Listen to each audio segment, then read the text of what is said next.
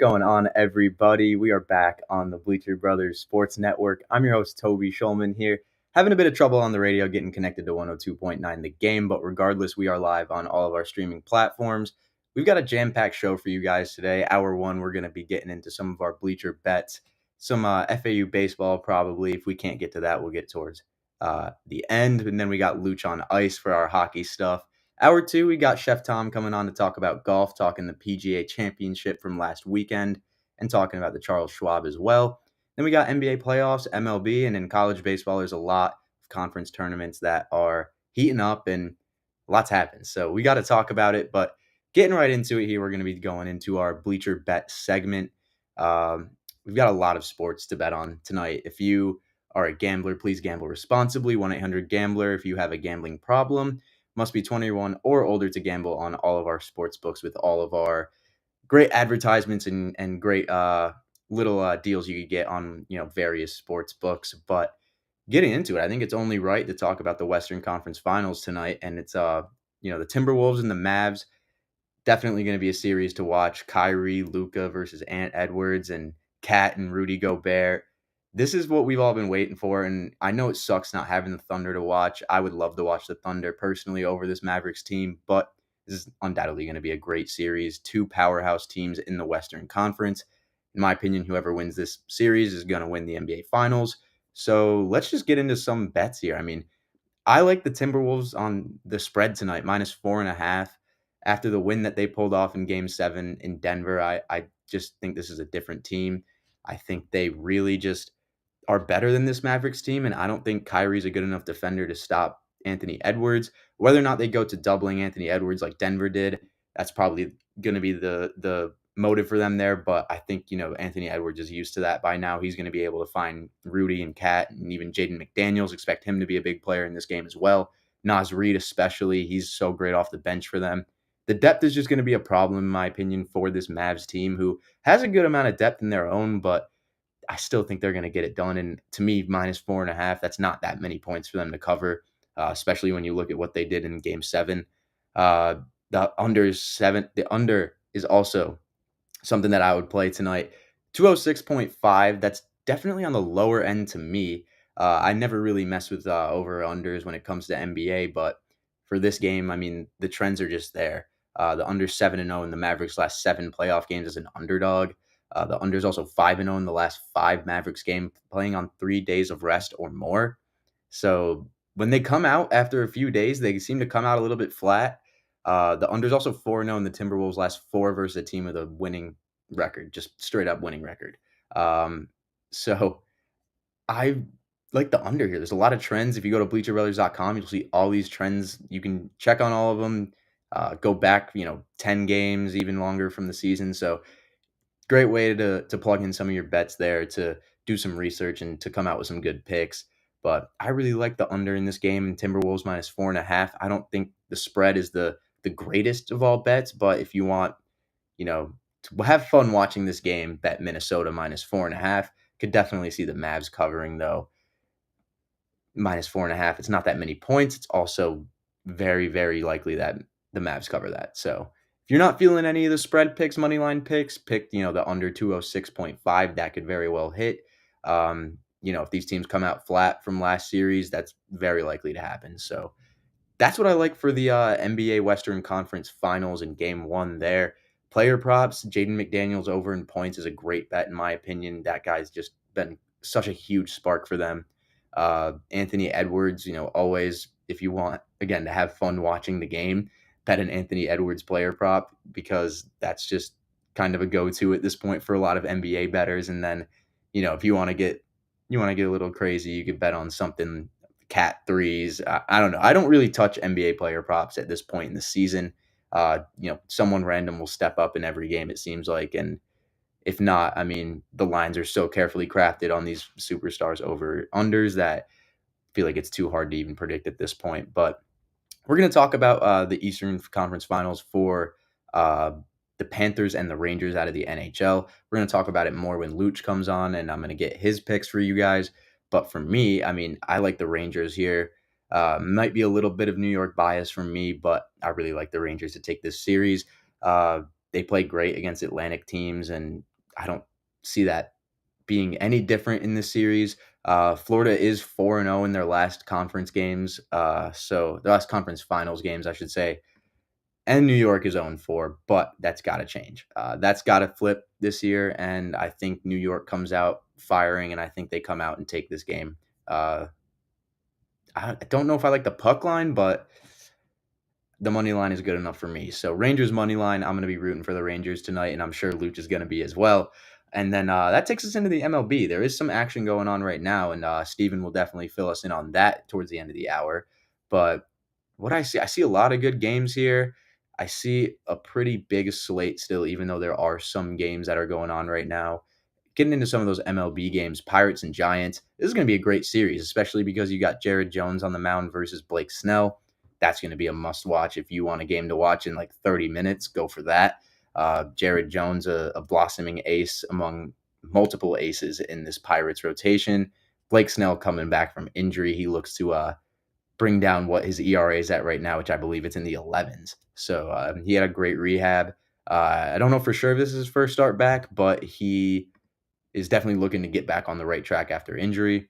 It's going to be hard against Jared Jones, and especially with what this Pirates offense is capable of. I think the under 7.5 here is a very good pick. You know, Jared Jones goes out there, gives you 6 innings. I think that's a great bet. You want to go Pirates first 5. I think that's also a really good bet. But to me, Jared Jones and Blake Snell on the mound just screams the under. 7.5 is a pretty low line, but I think that this is one of those games that's going to go under. Brewers and Marlins. This is an over-under that is set even lower than 7.5, and it's set at 7 flat right now. I like the over there. Jesus Luzardo and Freddie Peralta. I don't expect Peralta to give up many runs at all, but I do expect Luzardo to give up runs. He does have a lot of great velocity on his fastball. He's got some nasty pitches as well, but he does give up runs. He does give up hits, and he does give up contact. And against a Brewers lineup that is missing Rhys Hoskins on the right side, they're going to have to rely on guys like Willy Adames, Contreras, Jackson Chourio. There's a lot of good righties on this lineup. So with a lefty like Luzardo on the mound, the over 7, especially for a team as poor as the Marlins, I would take that. And we talk about an over underline that's pretty low. That got about the exact opposite there with the Rangers and the Phillies. Taijuan Walker and Dunning are on the mound tonight for their respected sides. The Rangers, they're looking to turn some things around here. And the Phillies, they're looking to stay hot. They're looking to stay as right now the National League favorites. I don't think that's much of a debate at this point. They look really, really good. And even guys in the back end of the rotation like Taijuan Walker, who may have an ERA over 4, he still has an undefeated record. So, I mean, these guys are getting it done. The over-under set at 10. I would take the over, honestly. Both these pitchers have ERAs over 4. The Phillies' offense is just so good that I don't want to bet an under on them.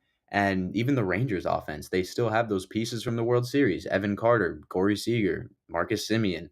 They have guys who can hit the ball. And against these pitchers, I can see an over-under 10 as, maybe too many runs, but I don't think that's too many runs at all. And if you guys remember from a MLB pick I gave out on my show, Back to the Dugout, I did an under 11 because I said the line was simply just too big, and 19 runs got scored in that game. So I'm kind of just going to go with my gut with this one, over 10 for the Phillies-Rangers game. This is a team that has a lot of offense in Philadelphia, so I think that's a great way to go. Rangers are 5-0 in Dunning's last 5 starts. So if you want to go with the first 5-inning Rangers money line, then go for it. I think that's also a pretty good pick because I don't think Taijuan Walker is better necessarily. I think there's just going to be a lot of runs scored in this game, so I would stay away from any money line pick. Go for a total there. I think the over 10 is solid. And then we've got Padres, Reds. This is an interesting one because the Reds have been playing some pretty good baseball out west. They seem to mess up the Dodgers a little bit. You see the Dodgers sent Outman down, so they seem to have sparked some kind of a change. And the Reds are such a difficult team to predict. I feel like I want them to be really good, but they don't look really good. They got injury problems here and there, so it's just a weird scene with this Dodgers team. And or not this Dodgers team, this Reds team. And, with the Padres, same exact thing.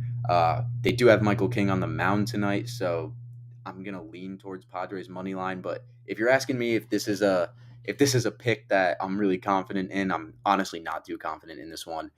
This is something that I really just I'm just going with the Padres here because the Reds, they really confuse me, and I don't love the pick really if you're going with the Reds unless you just want plus value. So I'm going with the Padres here because I think just they're a lot better than people give them credit for, and I think Michael King as a starter is a lot better than people give him credit for. So Padres money line, not a lot of value there, but if you want to bet on this game, if you want something to play, that is what I would play. Moving on to Red Sox and Rays, we have got the over under set at 7.5 here, and these two teams played quite a bit in the last couple of weeks, so I don't really know where exactly to go when it comes to picking an outcome in this game. Definitely not touching the run line at all. I'm not really touching money lines either, if I'm being totally honest. This is something where I'm simply just going with the under 7.5 here because the trends show that it's gonna go that way. Honestly, the under 6-0 in the Red Sox last six playing on AstroTurf, so teams seem to not like playing on this Tropicana AstroTurf. And if I was a baseball player, I probably wouldn't either. So that's kind of why I just think 7.5 again, low line, but I can definitely see that happening. Unders 5-0 in the Rays last five after allowing 5 runs or more in their previous game. Teams aren't going to go out and just give up a lot of runs back to back games. You got to think about that as well. Unders 4-0-1 in the Red Sox last five Wednesday games. So there's these weird trends that follow with baseball, and superstitions and playing on a certain day can get to some guys' heads sometimes where, they may be like, oh, we're playing Wednesday. Well, we don't really do good on Wednesdays. And then that translates to the rest of the team. Who knows? But a lot of trends showing that the under 7.5 is going to happen here. These offenses aren't really powerhouses in their own sense. And, I just see this honestly being a very boring game. So under 7.5 there for me. And that takes us up to the AL East into the Bronx. And we've got the Mariners taking on the Yankees. The Yankees trying not to get swept here. Um, Something's going on with this Yankees bullpen right now. They're just not getting it done. Um, Clay Holmes has been electric all year. We'll talk a little bit more about that in a little bit. But yeah, this Yankees team's just trying to avoid any more losing to the Seattle Mariners team, who is looking to maintain an AL West lead, trying to keep something where they are trying to make the playoffs and make a deep playoff run in these games. While it's early in May, or not early in May, but it's early in the season. These games are going to turn out to mean something for the Mariners, so they're really going to come out against Nestor Cortez with their right-handed batters like Julio Rodriguez, and they're going to look to hit. That's why I like the over 8 here. I think I would expect this line to be at 8.5, but the fact that it's at 8 flat is kind of a weird line to me. But I still, either way, think the over 8 is good here. Bryce Miller on the mound for Seattle as well. The over 7-0-1 in the Mariners' last 8 games as a road underdog. It's 7-1 in the last 8 road games in general for the Mariners. So this team likes to hit. The Yankees offense is starting to heat up. We'll talk about Aaron Judge a little down the line towards the end of the show, but this Yankees offense is not bad at all either. And I feel like with Nestor on the mound, that's the best shot we have at the over here.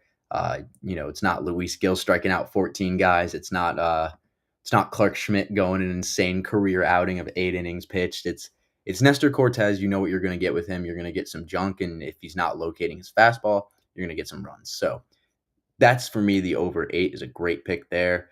The White Sox and Blue Jays. I didn't write down the underline, but I like the under tonight.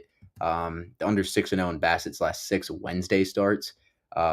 So Bassett's not great, but on Wednesdays he is. So I would take the under here. Blue Jays, White Sox. This White Sox team is not good. Their offense is not good. So I feel like betting the under is always a safe pick on the White Sox. And the Blue Jays, to me, another pretty boring team who on paper look amazing, but are honestly just really boring. So I'm not really too in on this Blue Jays team. Definitely not in on this White Sox team at all. And if you're watching this game and you're not a fan of either teams, I hope you have some kind of money on it, or I don't know what you're doing. You must just be extremely bored. Braves Cubs is the next game I want to talk about here, and this is actually a really interesting series because both teams are trying to make a push for the division title at this point. Um, you know, the Cubs especially are going to be in a battle with the Brewers the entire year, and with this Braves team, man, I don't know. I just feel like the under's still good here. The line's at 8.5 right now. I would take that. 7-0 in the last 7 games is a road favorite for the Braves. So this Braves team is really like not the same as I remember them being. They do have Max Fried on the mound tonight. The under 6-0 in his last 6 starts overall, so I think he's going to shove for him. But this Braves team has done very weird things where I'll be in on Bryce Elder, and then he'll go in and give up 3 runs in the first inning or something. I'm very surprised by a lot of the things that this 2024 Braves team is doing, especially Acuna. The way he's playing, if it's not Marcell Ozuna doing anything for this offense, the under is going to hit. So, with that being said, just give me the under here, 8.5. I feel like that's a lot of runs for a team facing Max Fried, and yeah, I don't know. I just like the under on this pick. Brings us into an absolute powerhouse of the next game, which is the Athletics and the Rockies. This is, you know, right now, this is honestly not a bad game to watch. Both of these teams are really not bad. The A's are 4-0 in their last interleague games versus a left-handed starter, and they're 4-0 in their last 4 home games versus a left-handed starter as well. So they have a lot of good chance of winning based on the trends here, and I'm going to go with the A's on the money line. Finally, we get back to the money line picks, but I am going to go back to an over or under for the last pick. But, just Athletics money line, 8-1 in their last 9 interleague games, is a favorite of -110 to -150. So, when Vegas sets these lines, these are things that gets taken into account. And I just think that this A's team is super due to go on a big stretch of winning again. And what better to do that than against the Rockies? So I like the A's tonight, although the Rockies have done a lot of surprising to people in, recent times. So I like the A's though, and honestly, if I might watch this game.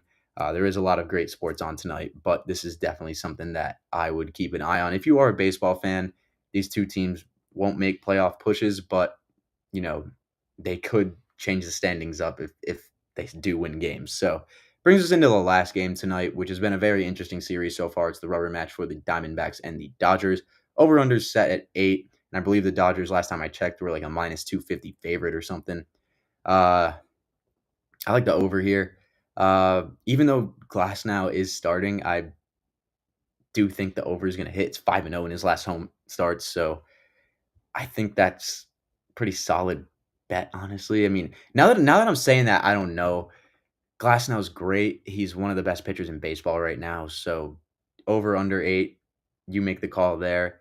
I'm gonna go with the over. I think these teams are gonna score tonight. So I think, the way Shohei's playing, the way this offense is playing for LA, I really like the chance that they're going to go out and score at least 5 to 6 runs. And then I can see the Diamondbacks putting 2 to 3 on as well, especially if Glass now gets pulled. Dodgers bullpen could easily sell something. So that's what I'm kind of thinking there. And that pretty much wraps up the MLB slate for the rest of the night. Going through player props, just scrolling through the rest of these games. Jared Jones strikeout line. I don't know what that's at currently, but if you are trying to bet a strikeout number, Pirates pitcher is probably the best way to go. Jared Jones as well. High velocity, swing and miss. A lot of really good stuff from Jared Jones. Freddie Peralta, why not take his strikeouts as well? I mean, this Marlins offense isn't very good. You want to play the odds there. Freddie Peralta could be a good go-to there. Um, Other than that, not really many player props I'm seeing that jump out at me. Ellie De La Cruz, he loves playing out west, so if you want to take his over 1.5 total bases, over 0.5 total bases, definitely could see you doing that. That wouldn't be a bad idea at all. A guy like Brent Rooker against the Rockies could feast. So there's a lot, of player props that you can get from these guys. You know, with most of these games, you might only have 10, 15 more minutes to get them in. So get them in while you can. I think we got to every single game that still hasn't been played. But before we get into some hockey here, I do want to talk about some FAU baseball because they are currently leading UTSA 4-3 here in the top of the fourth. Uh, I said this to Robbie, I said this to Christian and Drew on the Listella report, not live, but I did say it after the fact because this game against Tulane last night started really late. Started at 10 p.m. FAU would go on to get run ruled 14-2 in 7 innings. It's just not what you want to see. But this Tulane team is really better than people give them credit for. Uh, in my opinion, if this Tulane team doesn't win the conference tournament, I'll be very surprised. ECU looked like they were, not the dominant team that they were for 8 innings of that game against Rice.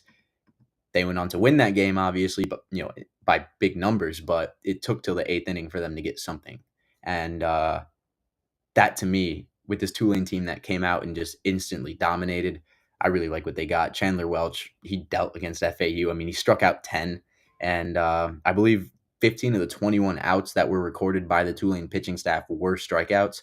So there was a lot of swing and missing from FAU. Clearly, that's not the case right now. They've already put up more runs in 4 innings than they put up in 7 innings last night against a better team in UTSA, arguably. Trey Beard on the mound for them. He's just been incredible for FAU over the last stretch of the season. He went from being a guy where, you could get maybe 3 to 4 innings out of him in a very solid start for those innings, but he would work up the pitch count a little bit. Sometimes his command wouldn't exactly be there, but I mean, he's looked amazing. I don't know what his adjustments have been. Trey, if you were watching this, if any FAU baseball player are watching this, love to have you come on the show and be able to ask you some of this stuff because whatever adjustments Trey Beard has made at the end of the year have been incredible. He's still giving up some runs, but he's a freshman and, he's absolutely dealing against some of these teams. Like he'll give up a couple runs here and there, but he'll settle in and he'll go for 5 or 6 innings now. And I can't wait to see what this kid does. I don't know about the transfer portal and whatnot. If what his future holds, hopefully it's still with FAU. But he's a really solid pitcher, and I'm really excited for him to by his junior year, hopefully headlining this rotation and taking us to a conference title. Hopefully, so you know, they're playing UTSA right now, and they're up big. As I just mentioned, they were up 4-3. They are up 7-3 now. Christian Adams delivering a huge hit for them. He's got a triple, and I believe this is another single. I don't know. I'll have all that info for you in an article out later tonight, most likely, if tomorrow morning, if I don't get it out tonight. But yeah, man, this AAC tournament's heating up. I believe Rice took a huge win, 9-0 to UAB today, so their season's over. But the path to the conference championship, it's not completely dead for FAU. If they can beat this UTSA team, that sparks them. It really does, and I think that will put a chip on the rest of these guys' shoulders because this UTSA team nearly took a regular season conference title.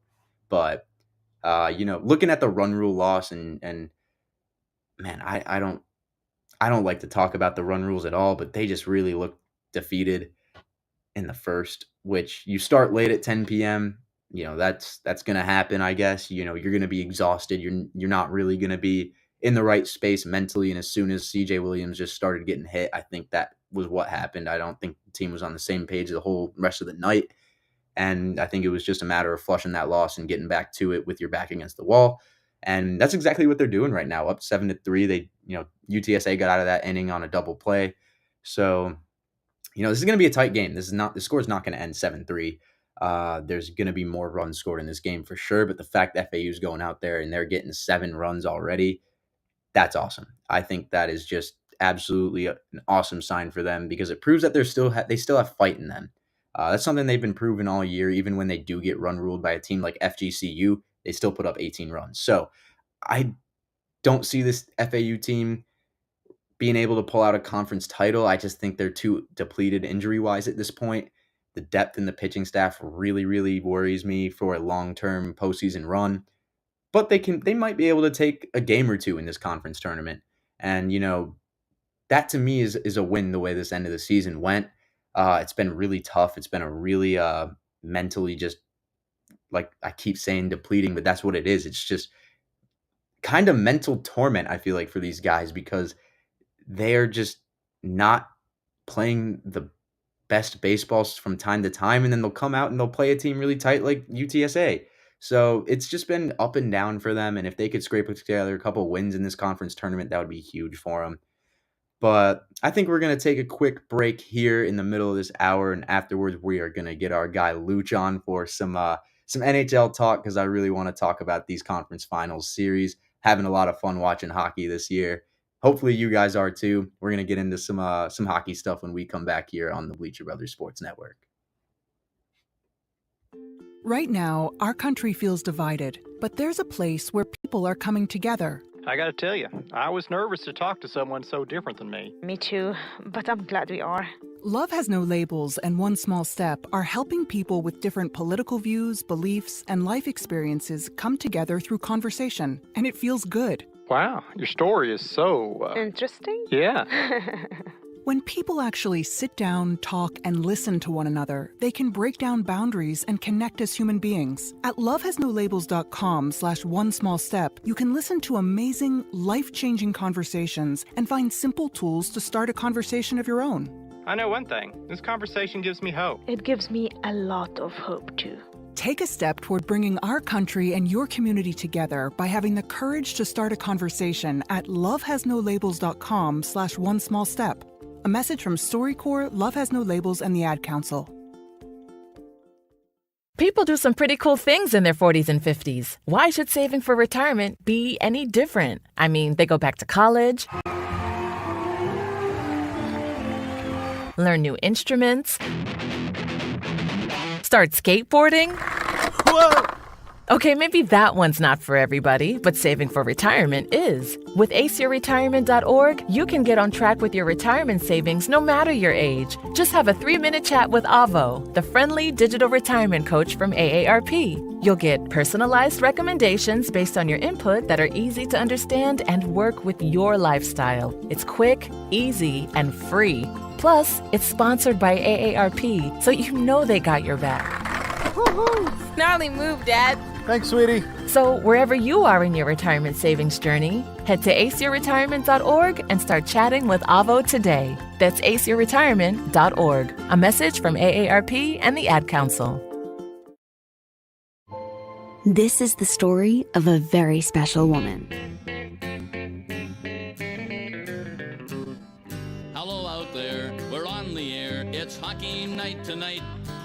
Tension grows, the whistle blows, and the puck goes down the ice. The goalie jumps and the players bump and the fans all go insane. Someone roars, Bobby scores at the good old hockey game. Oh, the good old hockey game is the best game you can name, and the best game you can... We are back on the Bleacher Brothers Sports Network. I'm joined here by our guy Luch to talk about some hockey for tonight. Luch, how you doing, man? All right, Tobey, how's it going, man? It's going great for me right now. Excited for this Rangers series. I know you are too, so yeah. We got to talk about that first. But what are your initial thoughts going into this series? Because it seems like these are the two teams that it should have been out of the East, and I don't know. I'm just really excited about it. I want to hear what you got to say, though. Oh yeah, it's gonna be a tough series without a doubt. Rangers got their hands full with Florida Panthers. I mean, they got a great team. You probably know some of the players on that team. I think you're down in Florida there, right? Yep, right near Sunrise. Yeah. So I mean, if you don't know the Panthers down there, the Rangers. It's going to definitely be a tough series for them. I mean, it's going to be a lot of the goalie matchup with Bobrovsky and Shesterkin. Mm-hmm. I think Shesterkin's got to come up big for the Rangers. That's their key. They got a lot of guys that could, that could put the puck in the net. But I definitely think that the goalie matchup is going to be big for them. With having Bobrovsky, I mean, if he gets on his game, anything could happen. I'm kind of thinking this series is going to go 6 or 7. I'm thinking more like 7. Yeah. It's going to go back and forth. Rangers are going to play big at home, obviously. uh, with their team, with their fans behind them, and I'm sure the same thing with the Florida Panthers. So I'm thinking Rangers should take tonight's game, and then the next game, which is game 2, they'll still be in Madison Square Garden.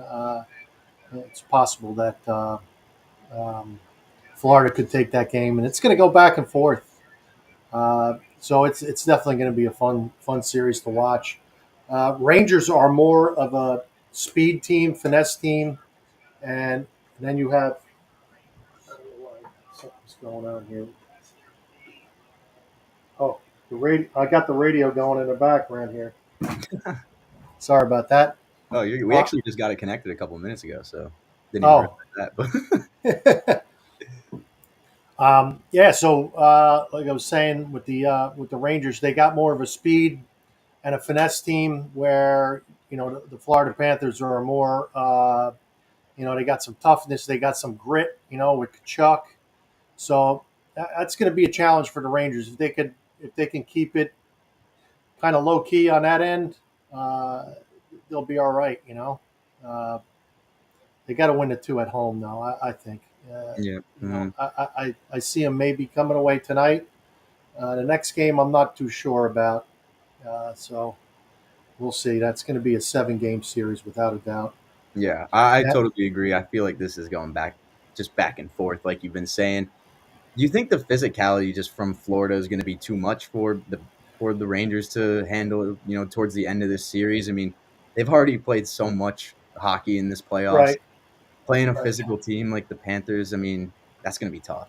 Yeah, that's going to definitely wear them down, and that's key in the playoffs, is to have toughness, and obviously have guys that could put it in the net, but that toughness throughout the series and in all the series, that's what scares me about the Panthers playing the Rangers. Yeah. I was hoping for Boston, but it is what it is. Yeah. So we'll see. I mean, Rangers got to Trocheck's got to step up. He's got to do his thing. He's an agitator for the Rangers. Panarin, hopefully he can put the puck in the net. He's not. He's been a little chippy throughout the playoffs. He's a small guy, but he's been chippy. And the Panthers, I mean, you got Brady Tkachuk. He's just a beast, man. Last year he was great in the playoffs, and I think he was their factor last season. I mean, I'm just going to look at the goal scorers on the Panthers. Barkov's another one. He's going to be big in this series too. And Sam Bennett, you got Sam Bennett. He could be feisty at times, and Sam Reinhart. So they got a great team there, the Panthers. Great matchups on both sides for sure. Looking at the comments from the chat here, what does this Rangers series mean to New York City as a whole? I mean, the Knicks are out. The Knicks were definitely a team they were leaning on. The Rangers were kind of this, like, it was kind of, expected, I think, that the Rangers were going to get this far, but that Knicks run, I think, really just fired up New York City, and the fact that they're now out. There's obviously a lot more pressure on the Rangers. Do you think they live up to this moment, or do you think they disappoint New York City again? Well, I don't know. They need to step up, man. They're due. They're really as is everybody else. All of the other 4 teams are due too. I mean, I think they said 20. It's been 25 years or something since any of these teams have won the Stanley Cup. So Dallas, Oilers, Rangers, and the Panthers. So either way, it sounds like we're winning. I mean, getting a new champion. Right. Exactly. That's right. Like you just said, Stars Oilers. Let's get into that, because I might be more excited for this series, because watching the Oilers and the Canucks play was, I mean, that kind of got me into this whole playoff hockey thing. I've always liked watching playoff hockey, but I mean, watching the Stars and Oilers was just awesome. And I mean, this Oilers team, they're loaded. Like, they're Draisaitl, Bouchard, Ryan Nugent-Hopkins, and then Zach Hyman always seems to be on the back post there. Right. And then there's McDavid. So what's it going to take to stop this Oilers team? Because on paper, they look incredible. Yeah. If McDavid gets going, which he's been a little so-so in the playoffs, if he gets going, I mean, you know, I don't know. I like the Dallas Stars in this series, to be honest with you. I think they got the better goalie in Ottinger Mhm. compared to Skinner. So I'm thinking Dallas in this. What was it? I think Dallas went. Was it 7 or 6 games? Dallas went 6 games, and the Oilers went 7 games the last series. So um, yeah, I like Dallas in this series. They got. I like this. I'm really high on this kid Wyatt Johnston Yeah. For Dallas. Great young player. I think he's Mhm. 21 years old. He's got 7 goals, 7 goals in the playoffs so far. So he could be one of their key players. And Ottinger, I always say that you got to. I think it's mostly said in hockey. You build out from the goalie out. If you have a good defense, if you could stop these goal scorers, then you have a good chance. And Dallas has got a great goalie with Ottinger. Yeah, So absolutely. I mean, looking at his stats right now, I mean, in the playoffs, he's going 8-5, 2.09 goals against average, and then a .918 save percentage. I mean, that's pretty damn good. I don't know how right, you feel like you do, Luch, but that sounds pretty damn good to me. yeah, Uh, oh yeah, I don't. This whole team, man. It's just, you talked about Wyatt Johnston, and they have their vets, Jamie Benn, Tyler Sagan, and then I don't know if I'm saying this right, but Miro Heiskanen. I mean, Heiskanen, he's oh been yeah, incredible. 13 points. I think he leads the Stars with that. yeah, Robertson as well. He's been incredible too. Top to bottom, both of these teams look really good. This seems to be a really, really gritty matchup again. But I don't know, like you said, Stars went 6. They seem like they're well rested and ready to go. yeah. I mean, you got a couple good defensemen there that can put the puck in the net. In both teams. You Mhm. said Heiskanen, he's a defenseman, and then you got for the Oilers, you have Bouchard and Ekholm. They could both put the puck in the net. Bouchard's got 5 goals, and Ekholm's got 3. Mhm. And Miro Heiskanen's got 5 goals. That's not too shabby in the playoffs for defensemen. Yeah. I really like this Evan Bouchard for Oilers. Whenever I put in my prop bets or parlay, I'll go with him for an anytime goal scorer. He's done okay for me a couple times with goal scoring. So Bouchard's another one to watch out for. And Draisaitl, he's just unbelievable. That guy, he's just some player. He's got to be what, a top 5 player in the league in his Oh yeah, without a doubt. I Yep. mean, you pair that with Connor McDavid. Yeah, it's crazy. Oscar's got his hands full, man. If anyone can handle it, it's got to be him. But he's got his hands full. You got any bets tonight that you're riding with for either of these Oh teams? God, I don't think I'm putting anything in tonight. I want to leave I'm going to leave my heart out of it. I respect that. Maybe I'll go with the next game, the Dallas Oilers series. Yeah. I usually do I'll go with like whoever's going to win, and then I'll just do a couple goal scorers, to parlay. Anytime goal scorers. That's basically it. You ever go Uh, with a shots on goal prop at all, or no, I haven't. No, I haven't. I'm new to this, betting thing, and I'm just Mhm. kind of getting my feet wet and trying Like, it out. Same thing with fantasy. mhm. I never played fantasy too much. This was the first year I played fantasy. I did a commissioner thing, and that was a little regrettable, but it was okay. I got through it, and some of the other guys that were in it with us, they knew a lot more about the fantasy stuff than I did. I had to kind of get used to it real quick. Mhm. But um, anyway, yeah, it's these next games are going to be great. I mean, the Rangers Panthers tonight. Coming from a Rangers fan, you know, uh, I'm looking forward to this series. I I'm think it's right going there to with be evenly matched, very evenly matched series for sure. I mean, between these two teams. It being could go either way. I'm with you right there. I'm excited for this series. Rooting for the Rangers for sure.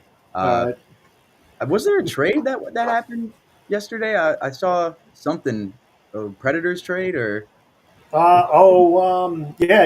Ryan McDonough. Ryan McDonough went back to the Tampa Bay Lightning. He actually used to be on the Rangers too. He's a defenseman for the Rangers, and then he went to Tampa. I guess the Predators picked him up, and then now he's back in Tampa, which is going to be great for Tampa Bay Lightning. McDonough's, I think he's 34, 35 years old. I think he's 34. Mhm. Great defenseman, big stand-up guy. He'll definitely help them out a ton with his, being a veteran and just his size. And it seems like a great guy, too. You could just by the way he talks and does his interviews and stuff, you could just see it. But yeah, Ryan McDonough, going back. I was surprised to see a trade happen in the postseason. So that's learn something new about sports every day, I guess. But Right. Yeah, as long as if they make a trade, I think how the rule goes is if they make a trade in the postseason, they can't play in the postseason. like that next year, or No, it would be just this year. So if like the Rangers decided to make a trade or something, when they were playing the Hurricane or when they're playing Florida, whoever they trade for can't play. Throughout the playoffs. they just got to pack it up and even and wait till the following season. Instead of making the trades over the summertime, they do it. If they just want to wrap somebody up and get them on their team, that's what they do. Yeah, I wasn't even familiar with that until I saw that trade go through, and I had to look it up. I'm like, well, maybe they can make trades in the postseason. I wasn't familiar because you don't see it too often. Mm-hmm. Yeah, you don't see that too often. First time I've ever seen that happen. So right. That was cool to see. Both teams weren't actively playing in the playoffs, so luckily someone's not getting their chance at a ring just taken away from them. That'd be pretty rough. Right. But another comment here, Luch, what do you think of Alex Tuck? This is a guy who grew up about 20 minutes away from my hometown. Ended up playing for the Golden Knights in their inaugural year where they went to the Stanley Cup final. Don't know where he's at now, but, any thoughts on him? He's with the Buffalo Sabres, I want to say. Oh, so he's not too far from home. I think he's with Buffalo Sabres still, unless he got traded in the offseason, in the postseason. I don't know. No, he's a good player. He's, I'm not too familiar with him. Buffalo Sabres. I like Tage Thompson in Buffalo. He's my guy. Another young kid, big, strong player. Alex Tuch, I'm not too familiar with. Know a little bit about him, but I'm not 100% sure. I mean, he's a goal scorer. He's definitely could put the puck in the net. I don't know if his contract's up or what, but he's a good player, without a doubt. Yeah, I can't say I really heard too much about him since he was on the Golden Knights at least, and he grew 20 minutes away from me. So, definitely a good player, no doubt. But kind of getting towards the end of the hockey stuff here. You had to make predictions for who's going to be in the Stanley Cup final. I know you probably want to go with the Rangers, and I'm going to agree with you with that if you want to go with the Rangers, because who wouldn't want to see the Rangers in the Stanley Cup final? It's tough for me to say Rangers. I definitely want to see them go, I'm really torn with the Rangers and the Panthers more than the Dallas series. I'm gonna say Rangers. I hope I don't jinx myself. That's what I worry about a little bit. I'm a little worried about it. And then I'm going to say Dallas. Dallas Stars could take it. I mean, you got the Oilers. Got a lot of great players. Ottinger, I think, is going to be key for Dallas. Yeah. You're going to have Wyatt Johnston probably putting the puck in the net. Jamie Benn, like you said. They got Duchesne. They got Pavelski. Who are veterans, so I think they got the team, Dallas. But don't put your money on. I go with my heart a lot of times, Yeah, so do I. We can't be doing that. We can't be putting putting money on our emotions here. No. Who's the more physical team when it comes to the Stars and the Oilers? Because yeah, I know the whole Jamie Benn playing physical thing against especially Colorado. Yeah. I'm not. I don't know. I want to say maybe the Dallas Stars. Yeah, that's a tough one. They're both. Well, you got Draisaitl, who's he's pretty tough. He's not he's not a pushover. Mhm. Connor McDavid, he'll get in there. He'll bump and grind a little bit. Yeah, I'd probably say Dallas. They're both built for both built for the playoffs. Yeah. Uh, and I'd say Florida, without a doubt, has out of the four teams the most toughness. Out of the four teams, the Rangers got a little bit. I mean, you got Trouba back there on defense. You got a couple other guys that could muck it up a little bit if they put Rempe in, which I don't know if they will or not. Tonight, Rangers will have Philip Hedel in, who's more of their finesse player, who could, it's going to be more of a goal scorer. If it gets rough after tonight's game, I think what the Rangers are going to end up doing is they'll end up putting Rempe in. Rangers are 20-3 with Rempe in the game. So yeah, it's just it doesn't make sense because he's not like a goal scorer, but I think he just gets the fans going. He gets maybe his team going. Guys. Yeah, he's a big guy. He's 6'7". I think he's like 240. He's a third or fourth line player. But I think he just has that air. He brings that something to the room. With the players. So and the fans. I mean, he's become a fan favorite in less than 3 or 4 months. So that's pretty cool. For a guy to be a fan favorite like that. Yeah, I mean, I see it constantly. You see all the Rangers jerseys. People are getting Rempe jerseys, and then you're getting Rempe. They're chanting Rempe, Rempe, Rempe. And other teams are hating them. So that tells me a lot. That tells me that when Devil fans and Flyer fans and anybody that the Rangers are playing right now, they're not liking Rempe.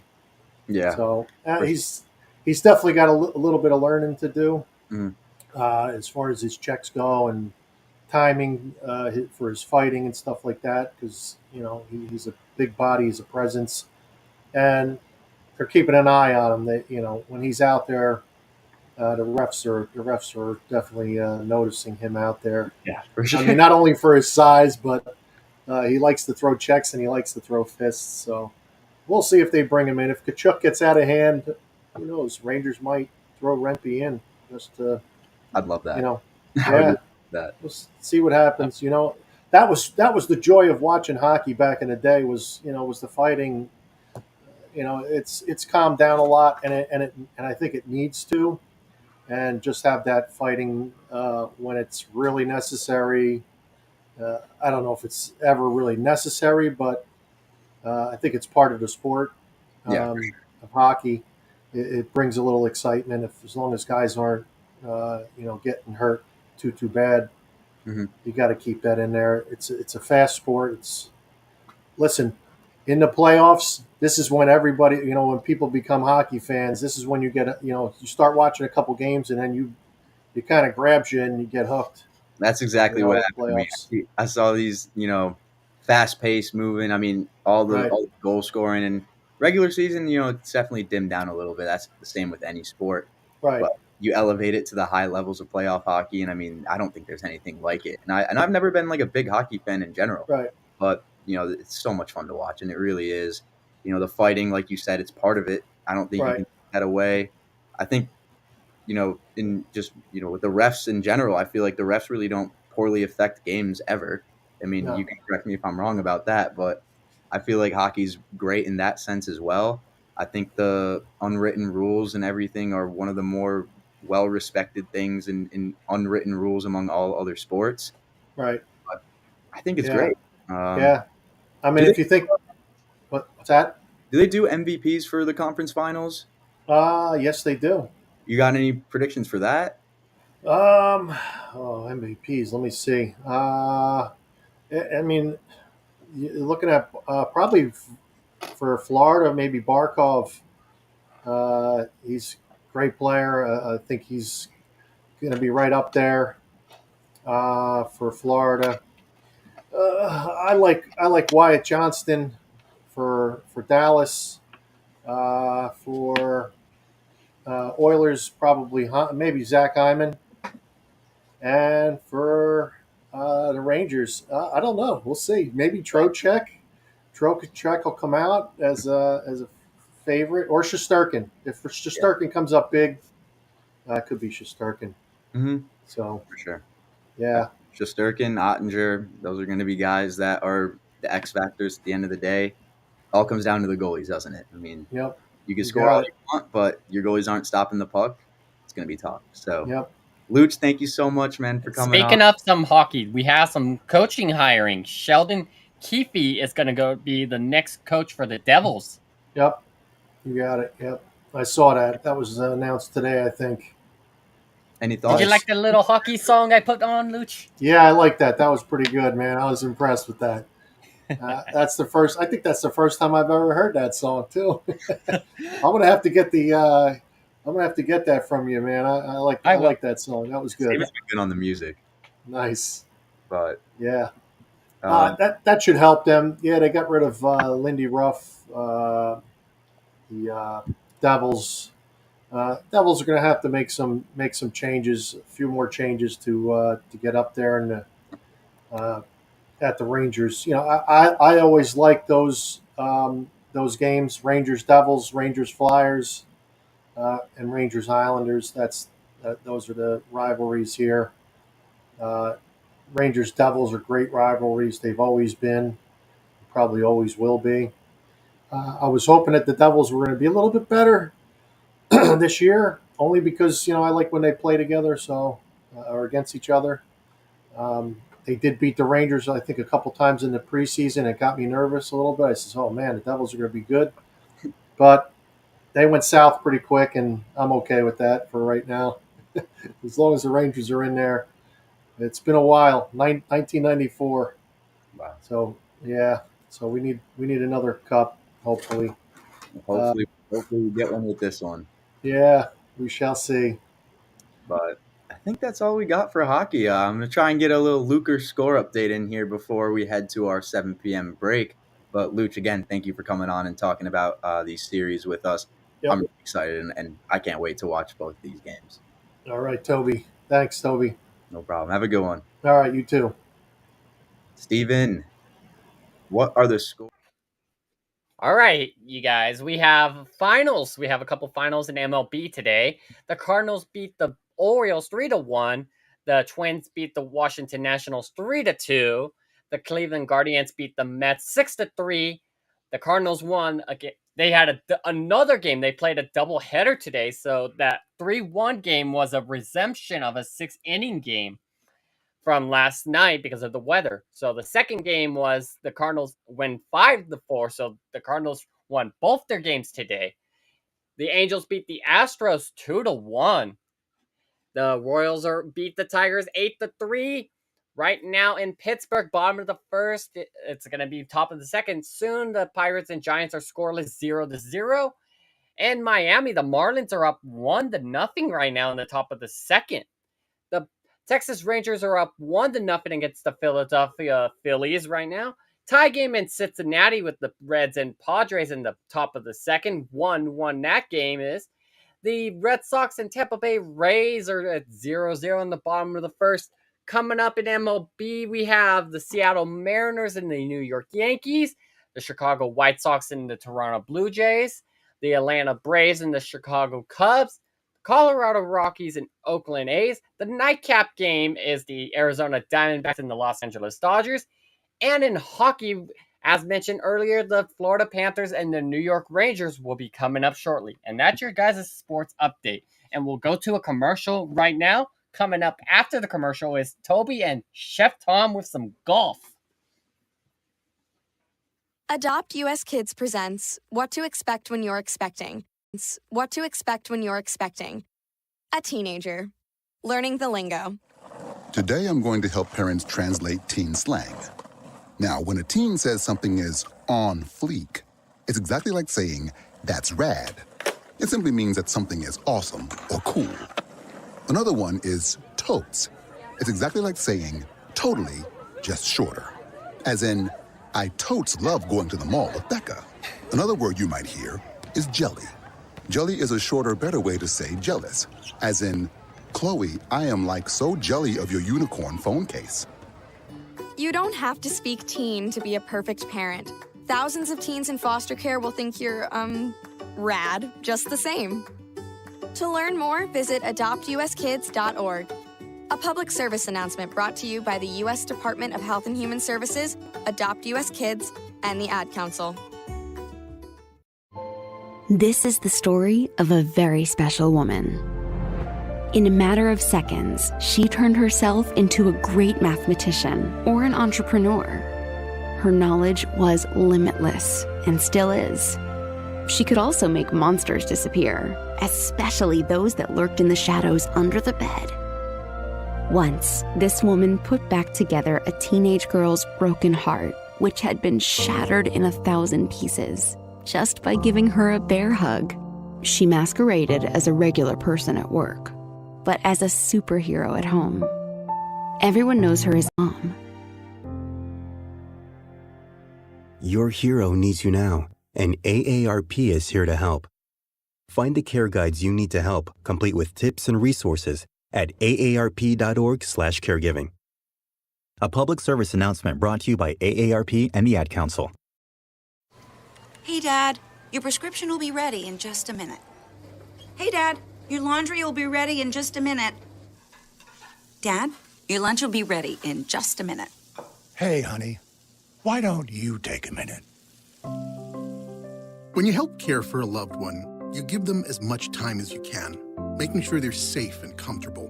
But it's just as important that you take some time for yourself. At AARP, we can help with information and useful tips on how you can maintain a healthy life balance, care for your own physical and mental well-being, and manage the challenges of caring for a loved one. Because the better care you take of yourself, the better care you can provide for your loved one. Thanks, Dad. Thank you. You're there for them. We're here for you. Find free care guides to support you and your loved one at aarp.org/caregiving. That's aarp.org/caregiving. A public service announcement brought to you by AARP and the Ad Council. Hey, I'm a sorry golfer. You can ask my wife. I've been out there hacking every day of my life. Now I got the shorts and all the plaid sweaters. That new tailor-made driver didn't make me any better. Man, I hit them fat. Here we go. I hit them thin. Rolling man, the bunkers, man, I hit them again. I slice them in the bushes, crank them in the creek. I pop that sucker up, I hook it out in the street. Yeah, I'm 245, right down the middle, and I miss a grain to the left, just a little.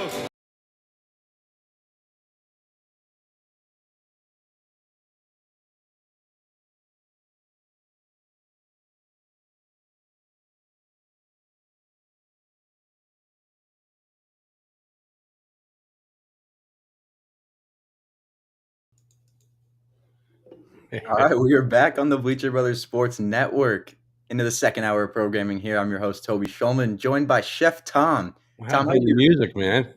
Yeah, right? Where'd it go? I don't know. Good little segue there from hockey as we get into some. Oh, look at look at that, Tom. We got a little Scotty cameo. Isn't that great mug shot? It's a great mug shot. Not the best golf mug shot. It's definitely top 3 though. I don't know where it sits. We got a lot. He was definitely not happy. No, people said, "Oh, it affected his game." I mean, he I'm sure it did. Yeah, but I mean, they take him out. They postpone the start because of the accident. Mm-hmm. They make sure he's back by tea time. Yep. And I don't know if you heard, but he was saying how he was warming up in the jail cell. Yeah, he was stretching in the jail cell. Yeah, stretching and doing his warm-ups in the jail cells. That was kind of cool. but all in all, I mean, it was a great tournament. I thoroughly enjoyed it. I agree. I picked Shoffley was my favorite. That was my pick as well. Yeah, and unfortunately, I mean when he in the app that we use down here in Florida, the he was like plus 14.5, plus 1,450, right? And by the time I got the bet in, which was Thursday, after he was, I think he was like plus 9 or 9 under, I got the bet in at plus 250. And I was like, damn it, man. Why didn't I play that in the beginning? And also, too, DeChambeau. I predicted DeChambeau was either going to be win or top 5. Victor Hovland, I picked. Morikawa, I picked. Now, Justin Rose, man, did you watch any of the tournament at all? I watched the whole thing, Tom. This is the first tournament where I've watched from Thursday to Sunday, or first time I've watched a tournament like that in a long time. One of the most enjoyable tournaments that I've watched. Yeah, see, here's the way I watch it. Okay, is Thursday because I'm out, doing my second job. What I do is I set the DVR. I have the I already have it automatically set. Okay, for any golf tournament. I come home Sunday night. I sit down. I eat, and what do? I fast forward through all the crap. I can get through 6 hours of golf, watching golf in probably 3 hours, which still for some people is a lot, but it's like watching a baseball game at the end of the day. Yeah, pretty much. Well, see, that's the same thing with baseball and football. I used to record baseball and football and just blow through all the commercials, especially the Super Bowl. I used to do that during the. Come on, you got to watch those commercials. How do you not watch the Super Bowl live? Well, I kind of do, but going back a few years with the Colin Kaepernick thing, I kind of gave up on it a little bit, and I was like, I'm done with this, screw this, So I just DVR it and just go through all the crap, and if the commercials, I would actually watch the commercials after I've watched the Super Bowl, And I would rewind. I'd watch some commercials like a dozen times because they were so good. I loved it. But let's go back to this tournament. Okay, Xander Schauffele, San Diego native. All right. I've lived in San Diego 35 years, so I consider myself a San Diegan. And Xander Schauffele totally surprised me. Although I did pick him in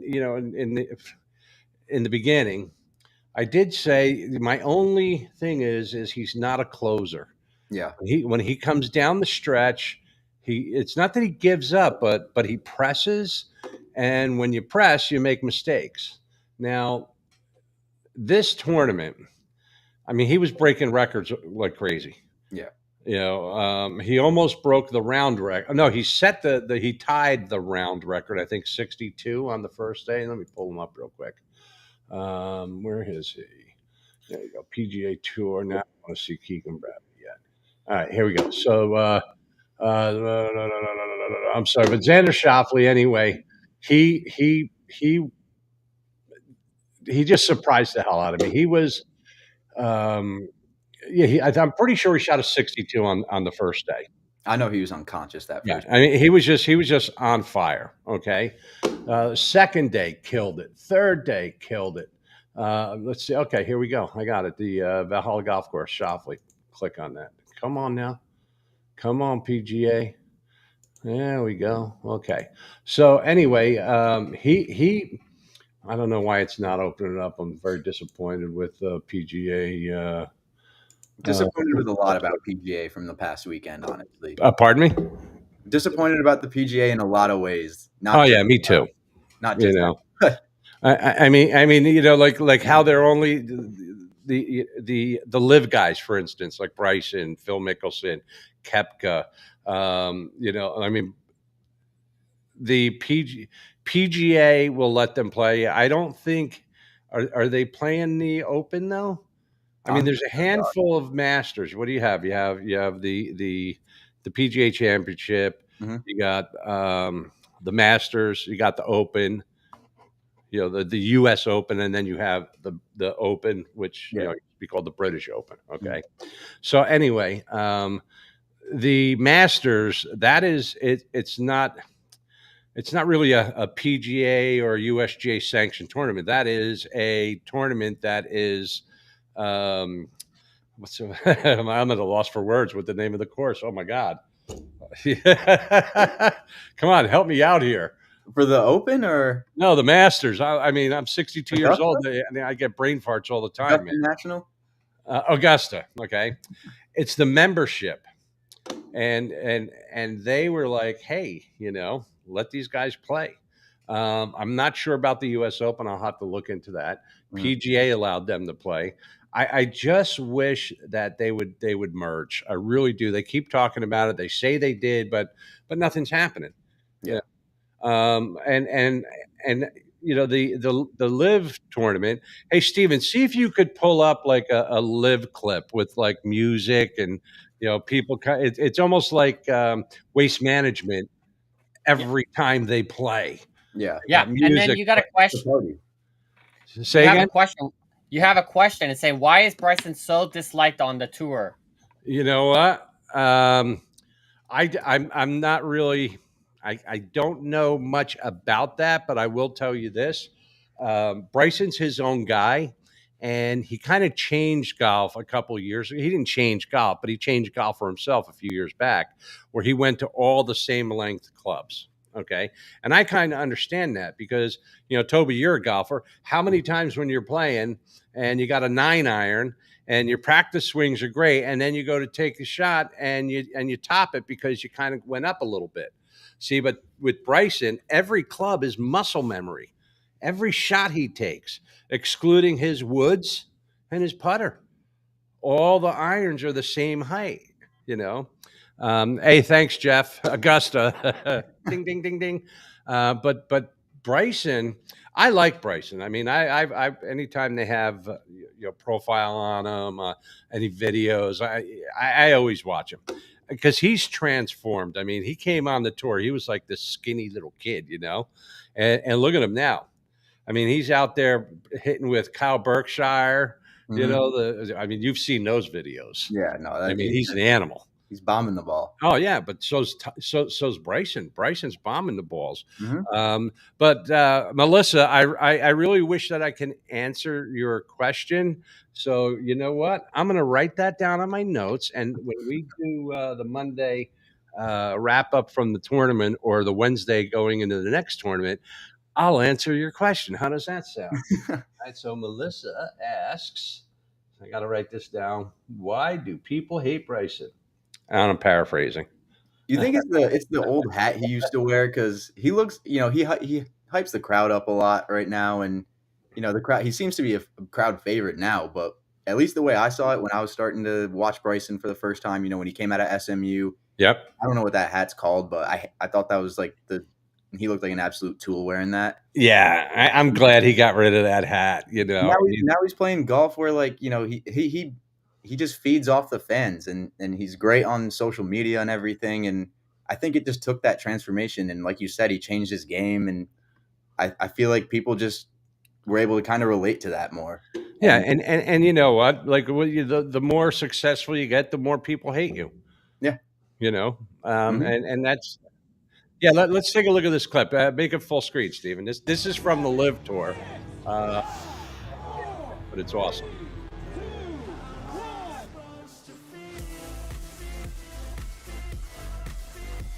Turn the volume up, Steven. Can barely hear it. There you go. Or is he chilling out? He's on that boat. The shot Right. coming. Right. Okay. All right. So go down on the music. Let's talk about Bryson and Live Golf. Okay. I mean all these players. Steven, you can lower the volume, please. Yeah, mute it out. You could still run it though. All these guys, they got so much money to go over to Live Golf, and one of the things I like too is a lot of the guys on the Live Tour. There are a lot of names that are on that Live Tour that I never even heard of. that came over from the European tour, the African tour. They're pulling people in from all over the place, which I think is awesome. Yeah. And these guys are making money, and they get to wear shorts. they get to party while they play, Yeah. and they only play 3 days. You Mhm. know, so I like the Live Tour. I just wish it was. I mean, it's not televised, unfortunately, unless you search for it on YouTube or wherever you can watch it. But Live Tour is really exciting. I like watching the Live Tour. DeChambeau, he on the Live Tour, he's an animal. You know, Yeah. Phil basically is there as the token old man, but he's up there. You know, I mean, he's not doing great, but I think Phil Mickelson's days as a golfer, Yeah. he probably should try and do some more Champions Tours run, because he would do great. I mean, I would love to see him on the Champions Tour. Hey, who knows? Maybe he'll play in the Champions Open or the Champions British Open. Who knows? And he can score, which is good. Yeah. But he's very inconsistent. He's always been inconsistent. Phil the Thrill. He gets himself in trouble. He gets himself out of trouble, and that's what I like. The tournament this past weekend, though. I mean, look at the names that were up there. You have Schauffele, of course, DeChambeau, Victor Hovland. Yep. I like Victor Hovland. He definitely, he's a gamer. He just kind of fell apart towards the end. Detry, never heard of him. Nope. Okay, never heard of him, Mhm. but he finished tied for 4th. Morikawa, I really wish Morikawa, maybe, who knows, maybe he needs a new swing teacher or putting. The same one, I think, since he was like 8 years old, right? Yeah, but he needs a putting coach, because his putting this past weekend destroyed him. Mhm. He lost so many strokes to putts. He was so good off the tee too. I mean, he was great everywhere. On fire. Yeah, he was on fire off the tee. Yeah. Now Justin Rose, he's getting up there in age. Mhm. He killed it. Yeah. He killed it. I mean, granted, he only shot two under on the last day, but he was in the mix going into Sunday. He just couldn't put together a round. Sean Larry, another one. He couldn't put together a round. Shot 1 under on. He was throwing darts at the start of that round, though. He had me worried that he was going to go like 8 under on that round for the day. Yeah, he started out on fire, and then he just pooped the bed. Yeah. Unfortunately, Mhm. Justin Thomas, I was a little disappointed for him. JT, hometown hero. Yep. You could see he was pretty emotional at the end. But I like JT. Yeah. Still he was 13 under. 1, 2, 3, 4, 5, 6, 7, 8. So tied for 8th place. With like a handful of other guys, including Scotty Scheffler. So going down, Billy Horschel. I mean, these are all big names. Yeah. And Billy Horschel, Scheffler, McIlroy, Thigala, Moore. I was so heartbroken Thigala couldn't put it together. Yeah. I mean, he went 2 over. When he made that 55-footer for birdie on the first hole, I told him, I was like, there's no way. I was like, it only goes downhill from there. Yeah. I mean, and it did. It went, I mean, guy shot 2 over. Mm-hmm. I think because what is he, like 3 years on the tour now, I think? He's brand new. Yeah, he's pretty new. So I think he'll have his day. I'll predict that he will win a major, probably not this year, but definitely next year. It's funny you bring that up, Tom, because I actually made a little top 5 of my own before the show. Guys that, after Xander got his first, I think Hovland's the next one to get his. Yep. He's so due for one. And then you got Ludwig Aberg. I mean, he's got to be due for one soon. He's playing. What about Ricky Fowler? That time's passed. I'm afraid. I think so too. To me, that's probably the saddest thing to say as a golfer. I agree. I do. I agree. I mean, hey, Melissa, you're welcome. Jeff Schulman, do you think Scotty can bounce back and win the Schwab? Well, I don't know how true this is, but they're saying that the charges are going to be dropped. The arrangement got moved to June 3rd. Yeah, they postponed it, and the governor is thinking of, can't really pardon somebody that hasn't been charged with a crime, but because there was no body cam. So it's Really? yeah, there was no body cam. Cop didn't have his body cam on, you know. And from what I understand and hearing, some of the feedback on social media, the cop was like a real dick. Yeah, that's what I've heard too. And Scott, I mean, I'm the first one to say, you know what? Yes, sir. No, sir. I always told my kids when growing up, respect the cops. They're in control. Yeah. So be as nice as you can. Yes, sir. No, sir. What do you want me to do? But whatever. I mean, I haven't been pulled over in a long time, but I learned from back in the day. You get pulled over, what do? Put your hands up on the dashboard. Let them see your hands. Take the pressure off of them. Mm-hmm. Don't start fidgeting. So Scotty Scheffler, to answer your question, Jeff, I think he'll probably be top 5, but I don't think he's going to win the tournament. I mean, he just had a new kid. He's coming off of a bunch of wins, plus he's had a bunch of time off. Now, for some people, a bunch of time off is good. For some, it's not. I know if, like, when I don't play for a long time and all of a sudden I get back out there and I'll my front 9, I'll just go crazy. I'll shoot 1-2 over par in the front 9. As soon as I hit the back 9 and I've got a couple beers in me, the drink girl came around, had some tequilas, that's when the 40 plus starts coming up, but for professional golfer, if you're not out there practicing, might not fare well for him. But I still think he'll be top 5, top 10. Rory McIlroy, I mean, he's going through a bunch of crap right now, with the divorce. And I think he handled it pretty well. Yeah, I really do. And he said, listen, it's my personal life. I'm out here to play golf. You want to ask me questions? I'll answer your questions, but I'm not doing it on the air. I'll do it off the record, and I'll let you know if you can print it or not. Good for him. Yeah. Rory. Oh man, I think again probably. I don't even know if he's playing this weekend. Is Rory playing? Let's go back to the shops. Okay. I don't think he's playing. One of the guys that is playing that I freaking hate, Rory Sabatini. Okay, so who asked me that question? Melissa. You asked me, why is Bryson so disliked on the tour? I'll tell you what. Go into Google, into the search, and put why is Rory Sabatini so disliked on the tour? I mean, he's total dickwad. Yeah, people don't like him. A lot of the players don't like him. Players don't like getting teamed up with like him. a Patrick Cantley type of guy. Cantley, I kind of like Cantley. The only thing I don't like about Cantley is when he's putting and his feet start going like this. He plays a boring brand of golf. He is. You want to talk about boring brand of golf? Okay, hang on a second.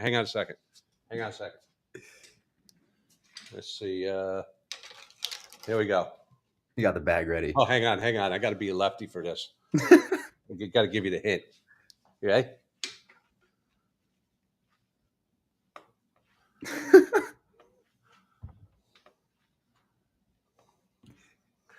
Like 8 times. Brian Harmon. You want to talk about watching paint dry? That's the guy. You could paint a whole house and watch it dry by the time Brian Harmon takes his shot, But he's pretty good golfer, though. And I like his attitude. I just wish he would speed it up a little bit. Yeah. Let's see. Golgo says he's a jerk, but not a dickwad. Okay, thank you. Thank you very much. Brian, I like Brian Harmon. I just wish he would speed up his game a little bit. It's kind of like... I think you hit the mute button on your mic, Tom. Oh, I did. Look at that. It's kind of like, oh my God, what's his name? He's from California, but he's of the Asian persuasion, older. And he used to like walk off the ball. I can't remember his name. But the PGA had to talk to him and said, listen, you need to speed it up. Now he's actually playing pretty good. All right, so let's go down the list for this week. Kevin Tway, older. Probably do. Oh wow, he's plus 20,000. Rory Sabatini, you want to talk about a long shot? What's he got? Plus 100,000. So you bet $10 on him, you can win 10 grand, right? Yeah, I mean, I'm not that guy, but I'll take your word for it. Yeah, but trust me, he ain't getting my money. Yeah, of course they put in the first tee times they'll mix in a couple of guys like Siu Kim. Here's one. During the, I can't remember what open it was. That was in the Los Angeles Country Club, I believe it was. So maybe it was the one up in San Francisco. The kid, he was amateur, right? And pretty much every time they went to him, they would also go to his mom. No. This was a U.S. Open tournament. Jeff, I'm not going to tell Melissa to do this. Hey, Jeff, Google Ben Hostler's hot mom. And you got both my parents going to Google right now, Tom. Say again? You got both my parents just going back and forth. Oh, those are your parents? Yeah, my mom. Oh, cool. So Jeff, is your dad a golfer? Yeah, he is. Oh, so Jeff knows who I'm talking about. Oh yeah, Bo Hostler. I like Bo. He's not that pimple-faced kid anymore. He's actually, bulked up a little bit, and he's earning a good living. Let's see what his stats are here.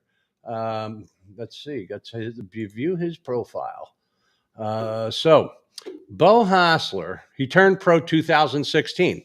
So it was the 2016 U.S. Open. I believe it was either L.A. or San Francisco. All right. He was born in Mission Viejo. I know Mission Viejo well. Taco Tuesday, right on the lake in Mission Viejo, is always the best. So he's got 0 wins. He's got 2 top 10 finishes. But here's the thing. He's 76th in FedEx, and world rankings, he's 81st. So he's top 100, which is pretty good because there's a lot of golfers in golf. But here's the thing. He plays a lot of tournaments. It's like Tiger Woods did. I brought this up a couple weeks ago. Mm-hmm. The guy that dethroned Tiger Woods was Luke Donald.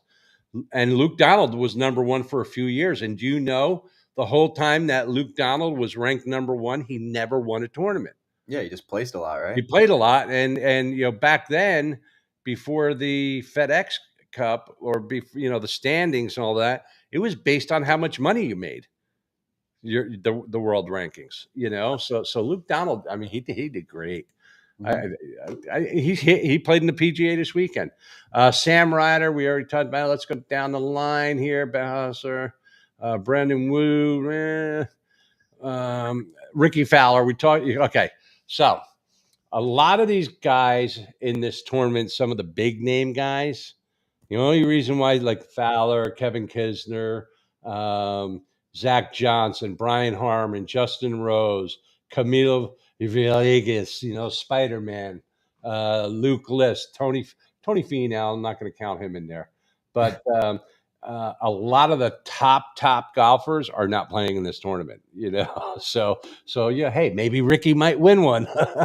Maybe. Who knows? This, and I talk about this all the time. It's really, really hard to bet the winner when you have such a big field. Yeah. I mean, when you're betting hockey, when you're betting basketball, when you're betting baseball, you're playing one team against the other, and then you throw in a bunch of prop bets, and a bunch of parlays and stuff like that. You really gotta do your studying when it comes to golf, because look at some of these guys can have like a great first day, and then all of a sudden the rest of the round is like, and you don't even hear from him. Yeah. You know, let's go. Hey, Zach Johnson. Hey, Steven, see if you could pull up the clip of Zach Johnson telling off a fan at the Masters. Do you know the one I'm talking about, Tobey? Mhm.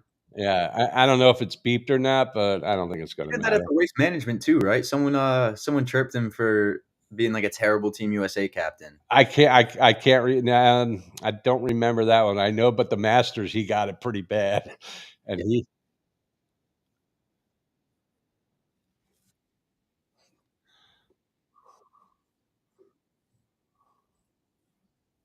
Okay. All right. Well, whichever one you want to put up, put one. If you can find the Zach Johnson one, that's the one I really want. Okay. All right. Let's see this one real quick. Go full screen. Can't. No, I mean like over me and Tobey. Can you handle that? Or is that too much work for you? There you go. Oh yeah. Oh yeah.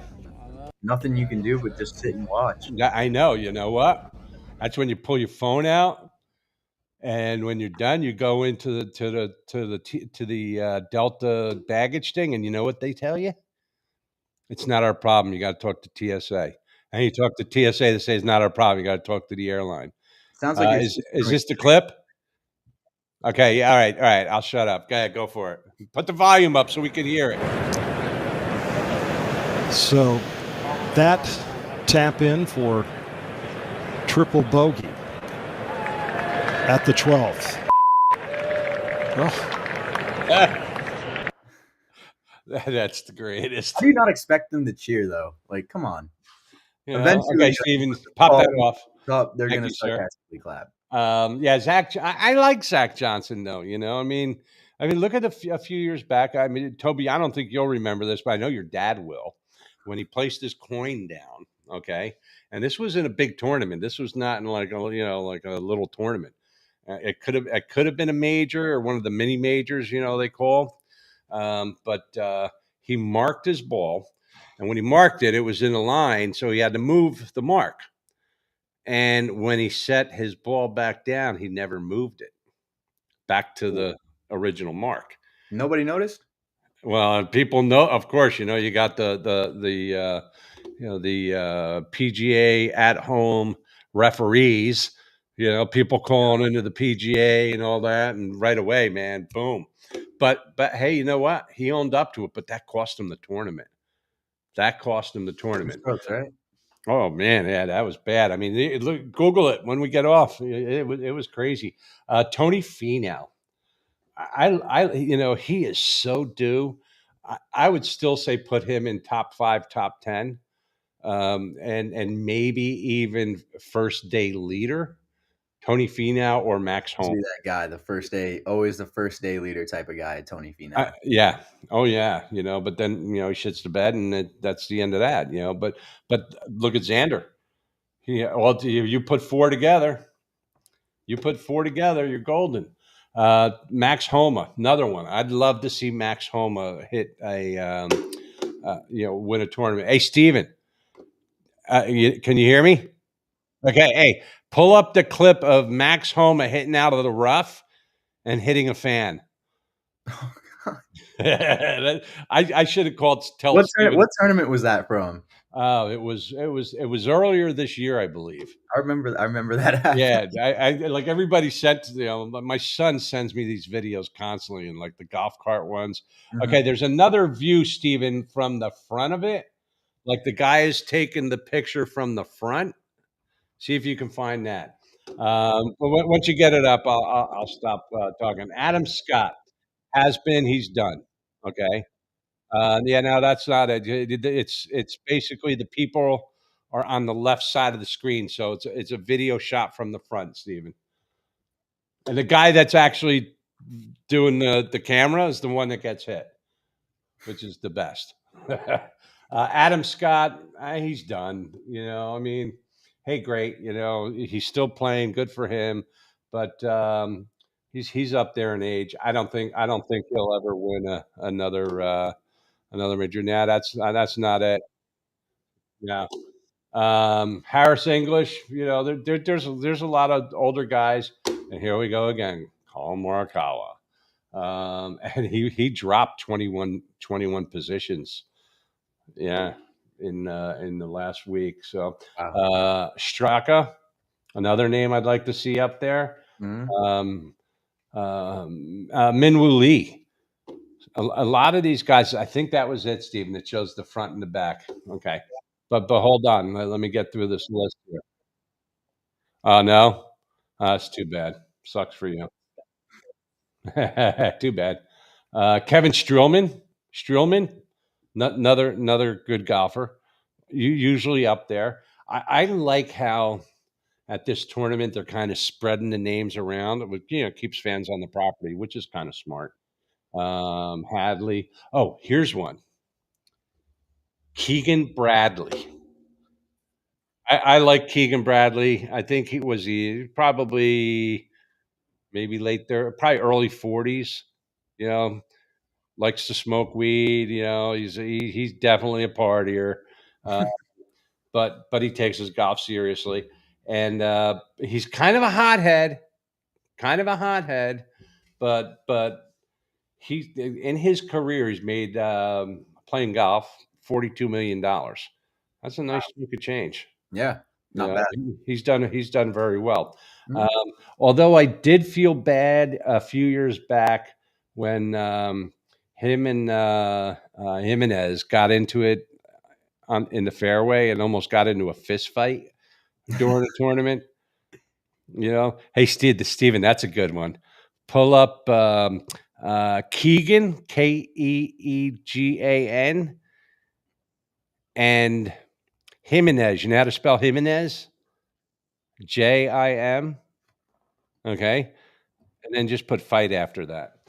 And I'm sure there'll be quite a few videos. We'll keep going down the line here. Gary Woodland. I'd like to see Gary Woodland. I haven't heard that name in a long time. Yeah, and Lucas Glover. Okay.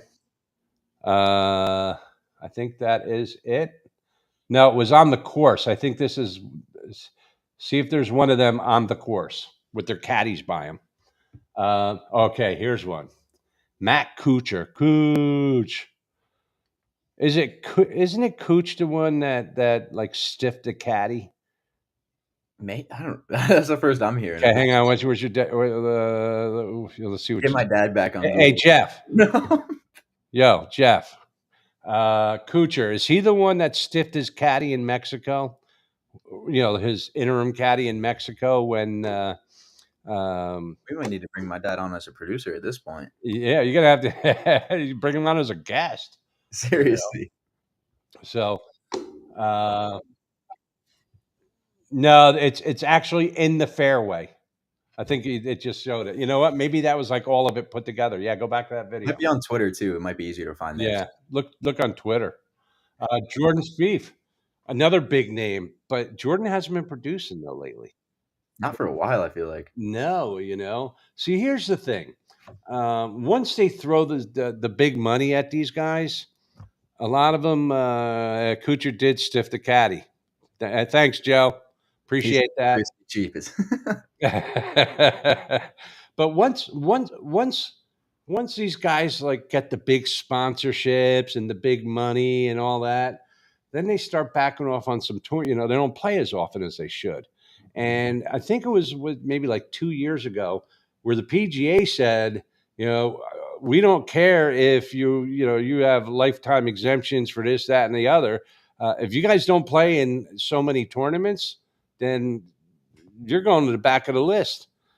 And I think it makes sense because when these guys start picking and choosing, it kind of sucks when, it's a good tournament in an area. What do we got here, Steven? Yeah, that's it. Crank it up. Can't hear it.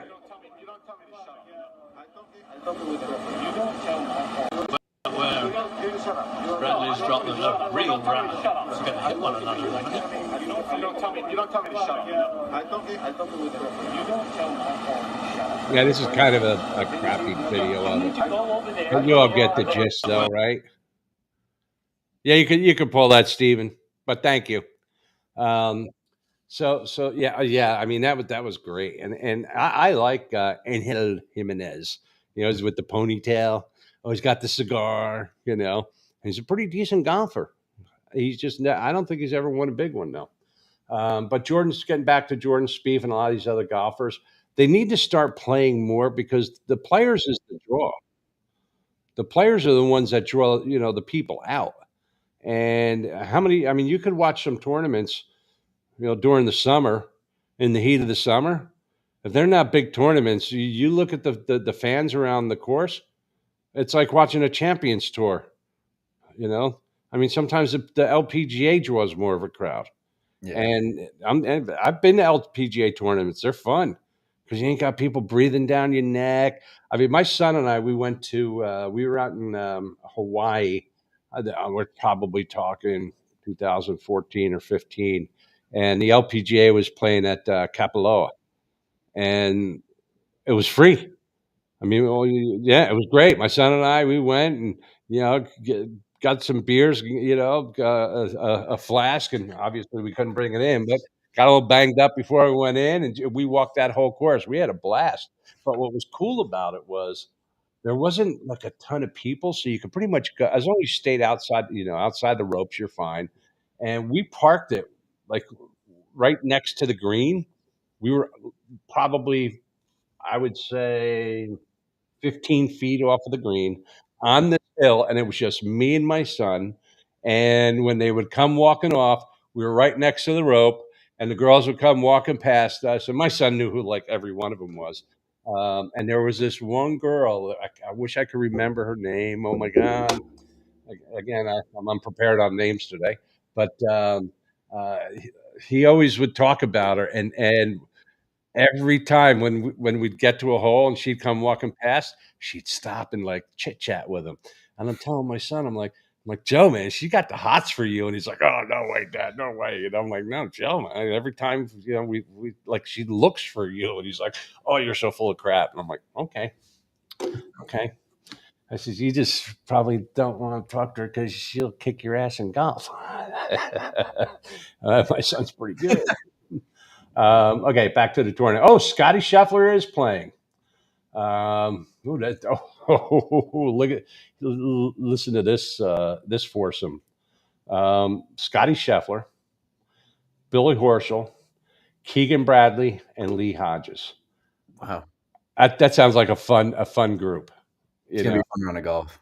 Yeah, I like watching on the tournaments, and the guys like kibitzing when they're walking down the fairway and stuff. Especially JT and Tiger. Yeah, if you watch close enough, you see money going between hands. Those guys. These guys are doing side bets the whole time. Tiger gave JT a tampon or something, or was it the other way around? No. I think it was Tiger gave him a tampon a while. I was like, and that was towards the end of last year or the beginning of this year. I can't remember. Might have even did he play at the Genesis? He withdrew. He withdrew. Might have been the Genesis in February. I think. Oh, that seems too recent, though. No, it was the end of last year. It had to be end of last year. Yeah. That's a pretty good one.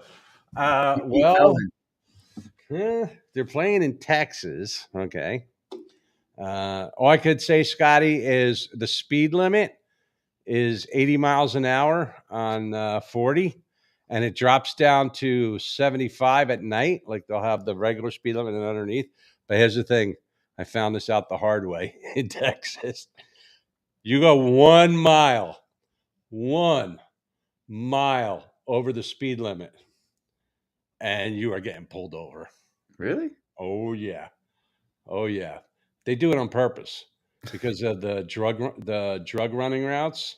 Oh yeah, and the illegals. Yeah, am I allowed to say that? Am I supposed to say undocumented? Hey, we need a dump button for this. We do, but yeah, I mean, it's the cop when he pulled me over, as like what's in the boxes in the back. I'm like, cookware. I'm going to do a cooking demo. Oh, okay. All right, good. Any weapons? Nope, no weapons. Yeah, that's not going to work, Steven. Here's one, Brant Schneedeker. Another name from the recent past.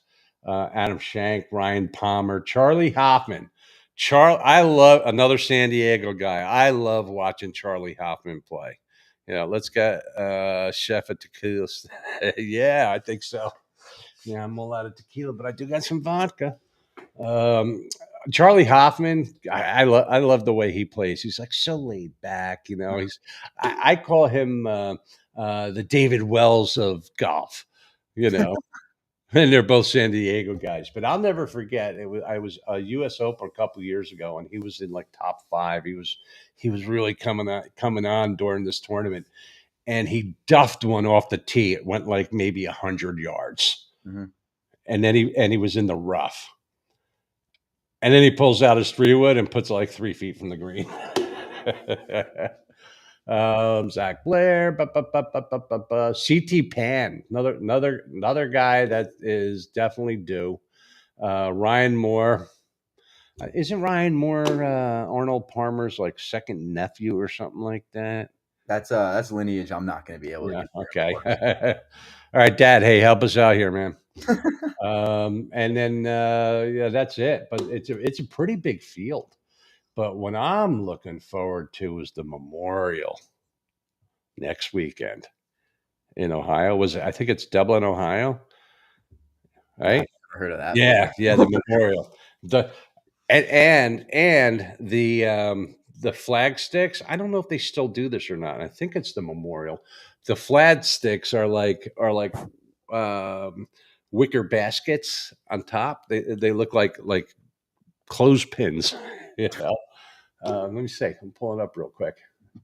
Memorial flags. The Memorial golf flag sticks. I need a drink. Yeah, that's not showing a picture. Maybe it's not the Memorial, but I know it's one of Jack Nicklaus's course because I remember seeing it all the time when I used to play Tiger Woods EA golf. Mm-hmm. I was killer in that game, man. Like Valhalla. Did you ever play? I had I think it was the 2010 one, which was the Masters edition. Oh, okay. Yeah, so that I played that with my dad on PS3. Oh yeah, my son and I would play for hours and hours on it. I think it was the Masters edition one we had too.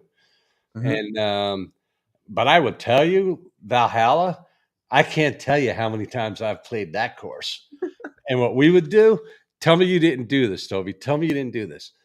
We'd set the wind at like gale force, right?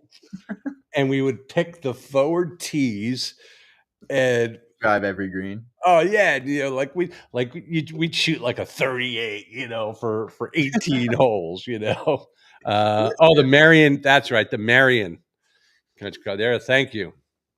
Outside of Philly with the wicker baskets. That's another course that was on PGA. Yeah, that one. But the Memorial's the one that has the church pews, the sand traps that look on the church pews. Yeah, the fairway, that's tough. Mm-hmm. And then what's the one they just played after the Masters, where you win the plaid jacket? I can't remember the name of it. RBC. The RBC Heritage, yeah, that was one of the tournaments too, because when you could go tournament mode, and they had to, oh yes, that's a beautiful course. Oh yeah, it definitely is. But hey, I'm looking forward to a great golf weekend. I think it's going to be another. I'm not going to say like a nail biter, exciting weekend, but if you're a golfer, I mean, you know me, I'm a true golfer. I suck now, but I used to be good. And my problem is I just can't put 2 nines together. Like I went out and played with a guy last week, and it was a par 70, and I shot a 1 over par again on the front, and then I crapped the bet on the back. Just couldn't pull it off. But that drink girl, she came around way too many times. Yeah, so it is what it is. Yeah, tell me, something about the drink girls. You play? Yeah, you're not 21 yet, though, are you? Nope. Does your dad sneak you a beer when you play? On the air, I'm gonna plead the fifth on that one. But I mean, there's nothing the matter with that. Nah, mean, when I used to play golf, I'm not too big of a drinker when I play golf. okay, when I was a kid, I go out playing golf with my dad. Man, it was but then again, that was back in the day. You know, we're gonna remember. I'm 62 years old, and it was like, you want a beer? Sure, I want a beer. Crack the beer, and he'd be like, "Give me a cigarette." But the cart girls. Why do they come at you? You know what I'm talking about? Like, you're on the tee box, and all of a sudden you see down by the green, the cart girl starts coming up the fairway, on the cart path, and you're like, I do want a drink, but I'd also like to hit my ball. Now I got to wait for her to make it all the way back here. It's marketing. It's a strategy. But I think they would do so much better if they went with the flow of golf, and here's why. I have a few reasons. Okay, number one, got to fix my hair. Hang on. Number one, if you're on the tee, right, and the cart girl comes up behind you, okay, and it's like, go ahead, guys, I'll wait till you tee off. And then everybody tee, and they're like, no, well, we want to get beers.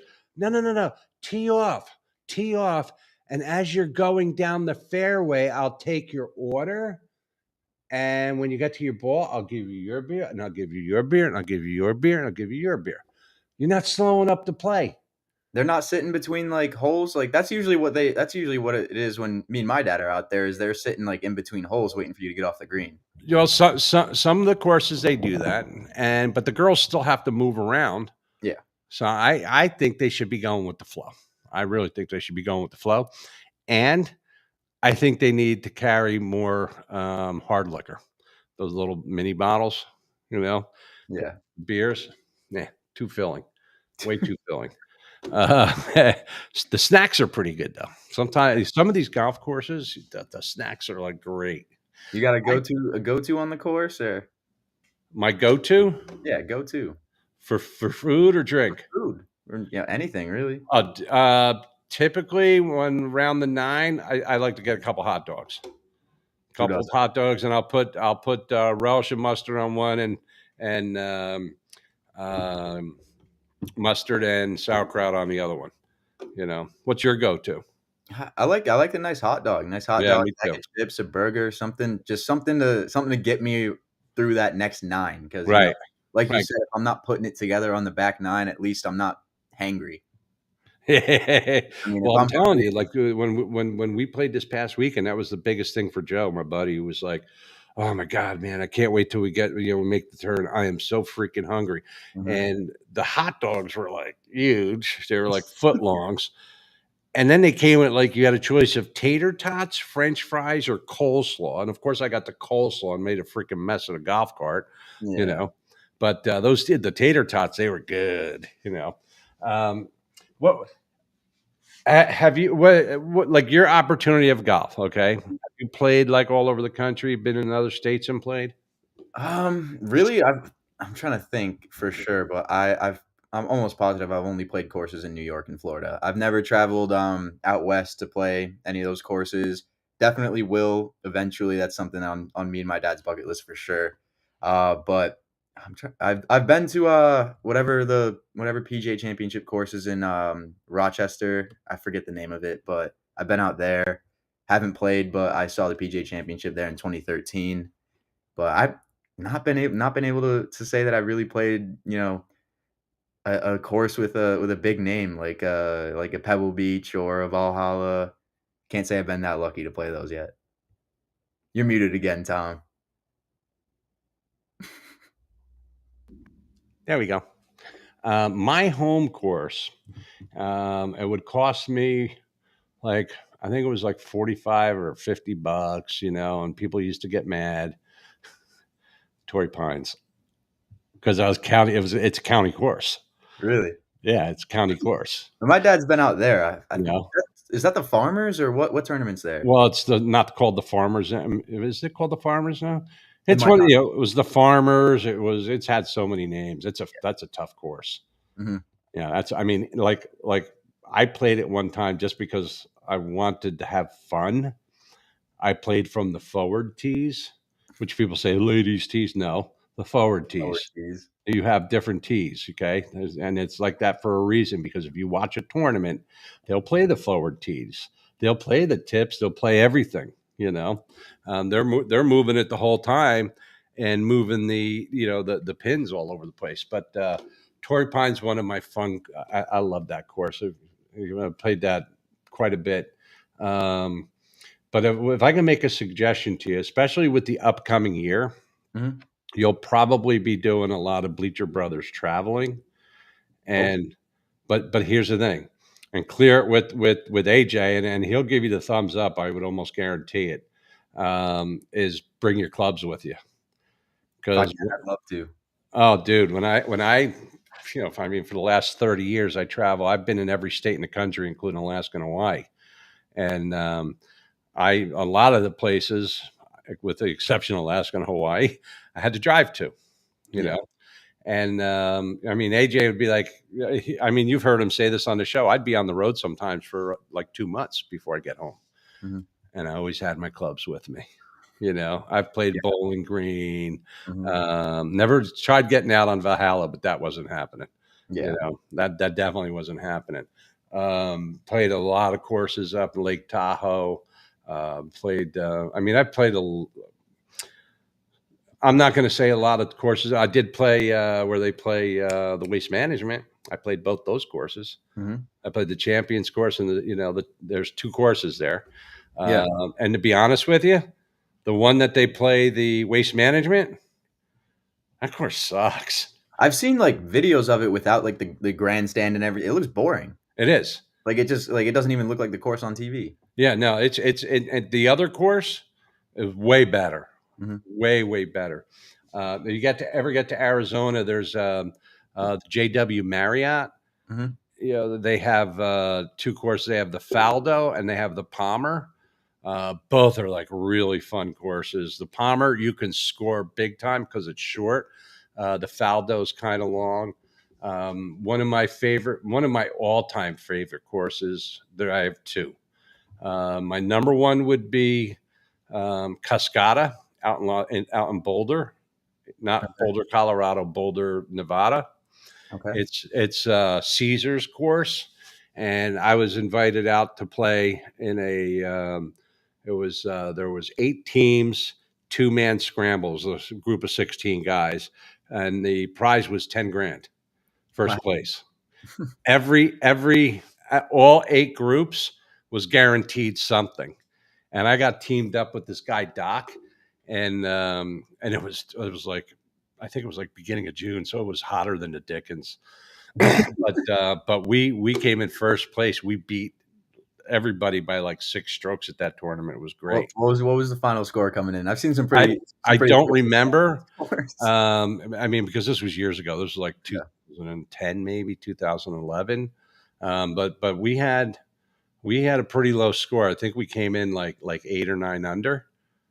For 2-man scramble, that's pretty good. Yeah, that's pretty damn good. But here's the thing: is I back then too. I was a way better golfer. I wasn't 260 pounds. I was probably like 230. But I was, I had a little more muscle to me than fat. But one of the things when you get there, right, is they tell you like they had a lunch or a buffet spread. It was really cool, right? And then you go down into the locker room, and it's like Tiger Woods, Charles Barkley, Phil Mickelson, and I'm like, that's full of shit. And the guy down in the locker room, he's going, he says, no, it's not. He goes, that's for real. These guys play here, Jordan, all that. They all play here because it's a very private course. When you're out on that course, no hole parallels another hole. The tee times when it's not like a tournament, like an outing type of thing. They spread the tee times out by 20 minutes. So you don't see anybody when you're out there. Pretty nice. Yeah. So then they tell you to go in the cart. You're in the basement of this country club, right? And you get in the golf cart and you're sitting there and they tell you to pull up to this yellow line. You pull up the yellow line, there's big doors, and it's like Disneyland. All of a sudden these doors open up. Makes it cooler, right? Beautiful driving range. You're not even on a course yet. So then the guy says to me, the caddy's like, the guy's like, hey, those are the caddies over there. He goes, Most of them are from the nationwide tour. This was before it changed natives, so they know what they're doing. They know the course. You should listen to them. So I looked at Doc. I'm like, dude, what do you tip him? He goes, here's what you do. He says, before you even go out on the course, when you get to the range, give him $100. I said, really? He goes, yeah, just give him $100. He goes, trust me. Get to the range. I'm hitting a bunch of balls, and all of a sudden, I give him $100, and he's like, hey, wait here, I'll be back, right? So he splits and he comes back, and he got a Walmart bag filled with like Pro V1s and tailor-made balls. And I'm like, oh, what is this for? He goes, you're gonna need them, Yeah.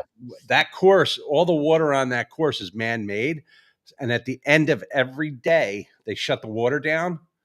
So all the rivers and all the lakes and everything, all the water goes out, and all the caddies go out and get the golf balls. That's smart. Oh, it was freaking awesome. That's pretty smart. Oh yeah. So then when after as we're playing, this guy really helped our game. I mean, he was my caddy. Doc had his own caddy, but they were like, I'm on a par 3. And it's like, I don't know, like 130 yards, and I'm gonna go 9-iron. He's like, no, go pitching wedge.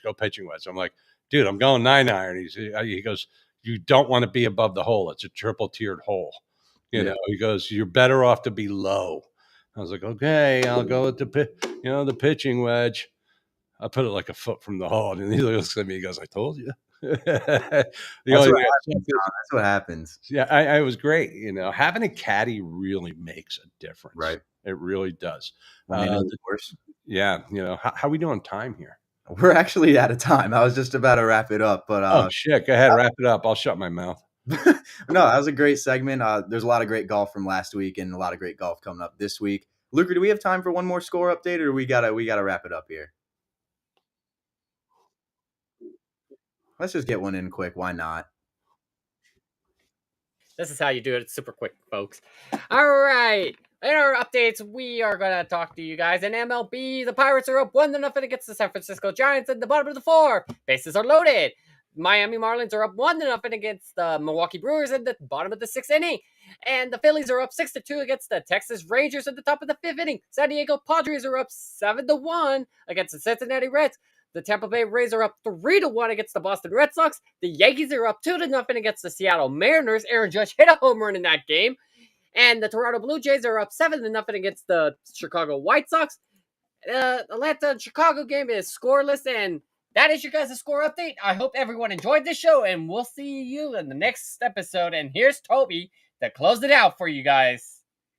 Thanks for that, Steven. I appreciate the score update. FAU up 11-5 here in the top of the 9th against UTSA, looking like they're going to keep their season alive. That's all we got for you guys. Thank you to Luch, Chef Tom, Steven for coming on and helping out with the show tonight. Been your host, Tobey Schulman. It's the Bleacher Brothers show on the Bleacher Brothers Sports Network. And we'll see you guys sometime soon. Have a good night.